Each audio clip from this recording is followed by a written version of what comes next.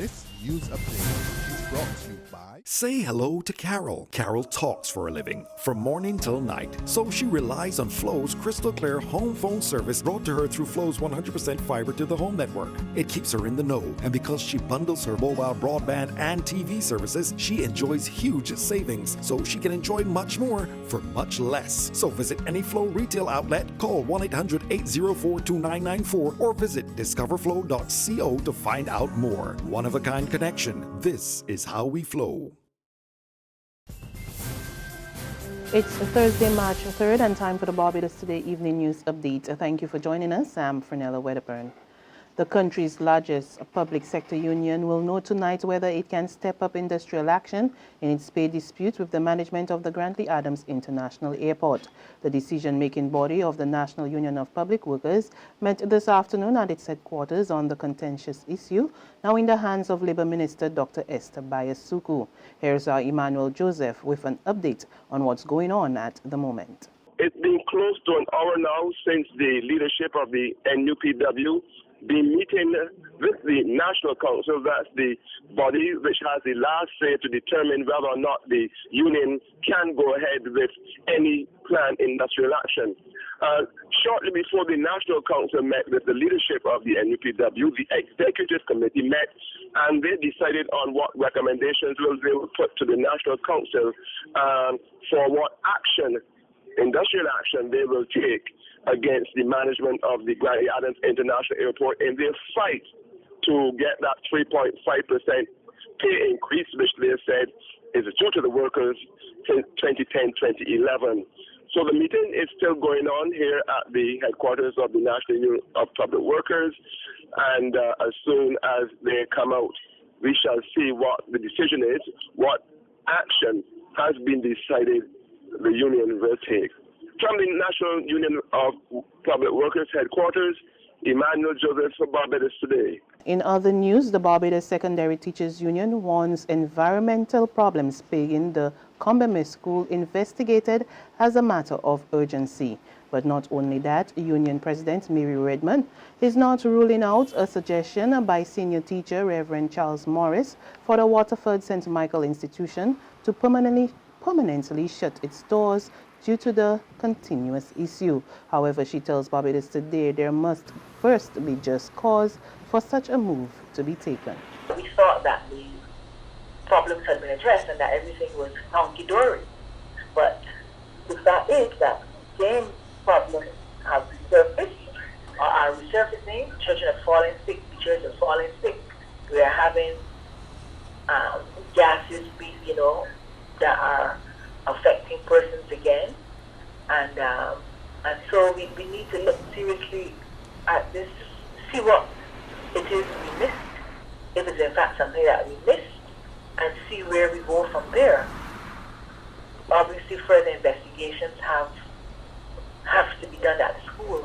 Police net over $6 million worth of drugs on a vessel anchored near Carlisle Bay, St. Michael. 2 men, one a Guyanese and the other a Barbadian, are currently assisting lawmen with investigation.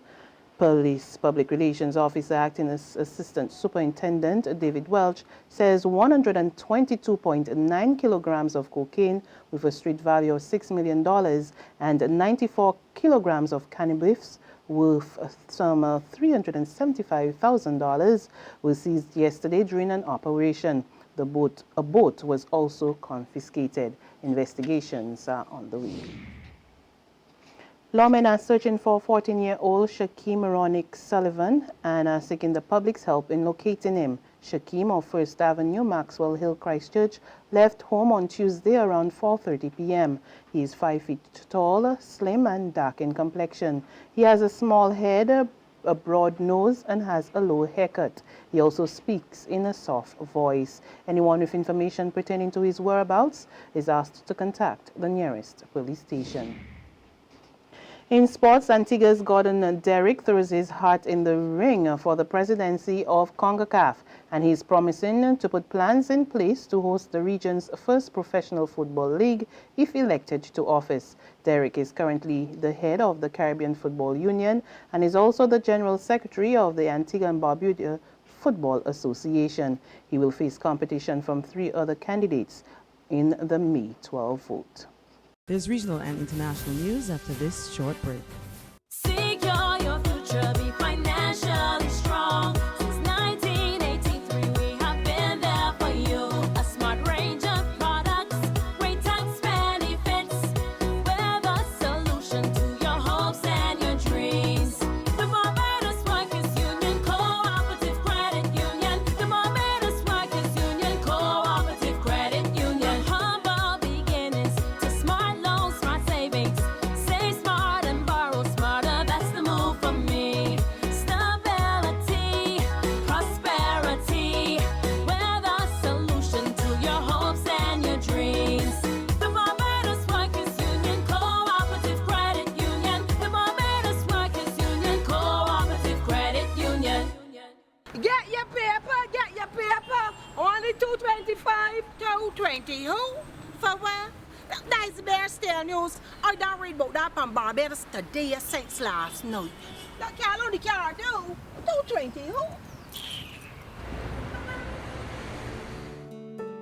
Barbados Today. News you can trust. Regionally, 16 prisoners are dead and several more injured following unrest at a Guyana prison. Minister of Public Security Kemrajaram Jutan says the prisoners lost their lives last night following a blaze in the Capital A block of the Camp Street jail. Officer in charge of prisons, Kevin Pilgrim, also told an emergency press conference that prisoners set some 9 fires as they demanded the return of 19 cell phones and narcotics which had been seized. The officials also reported fresh unrest at the prison this morning.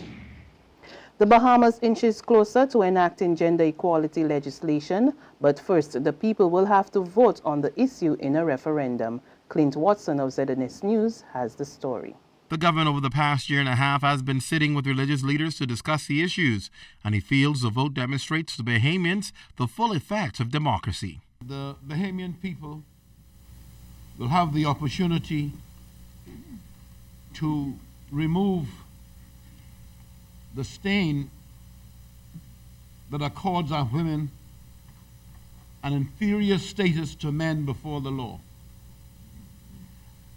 And the sad reality that the leader of the opposition and myself have spoken of is that it has been more than 53 years since our women won the right to vote, but they still do not have constitutional protection against discrimination based on their sex.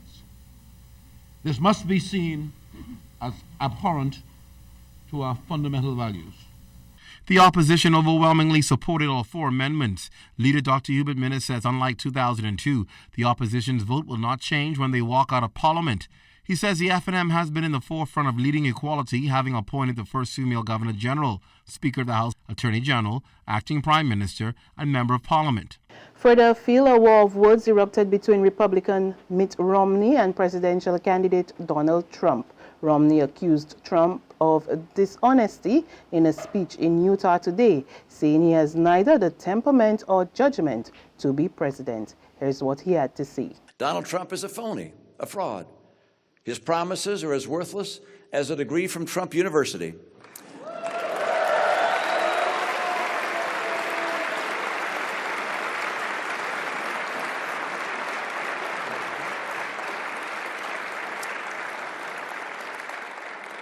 He's playing the members of the American public for suckers. He gets a free ride to the White House, and all we get is a lousy hat. His domestic policies would lead to recession. His foreign policies would make America and the world less safe. He has neither the temperament nor the judgment to be president, and his personal qualities would mean that America would cease to be a shining city on a hill. Hours later, Trump fired back at Romney's cave-in attack during a rally in Portland, Maine. Mitt is a failed candidate. He failed. He failed horribly. The third, he failed badly. That was a race, I have to say, folks, that should have been won. That was a race that absolutely should have been won. And I don't know what happened to him. He disappeared. He disappeared. And I wasn't happy about it, I'll be honest, because I am not a fan of Barack Obama, and that was a race. And I backed Mitt Romney. I backed him. You can see how loyal he is. He was begging for my endorsement. I could have said, Mitt, drop to your knees. He would have dropped to his knees. He was begging. Sure. And that's news and sports, but for the very latest, visit us at www.barbadostoday.bb. Also, subscribe to our e-paper, our email update, and like us on Facebook. We're also on Izumi Media in bus terminals or screenplay at supermarkets and gas stations near you, as well as channel 99 on Flow TV and the Mix 96.9 FM. There you can get all the latest news and sports. I'm Fernella Wedderburn. Good evening.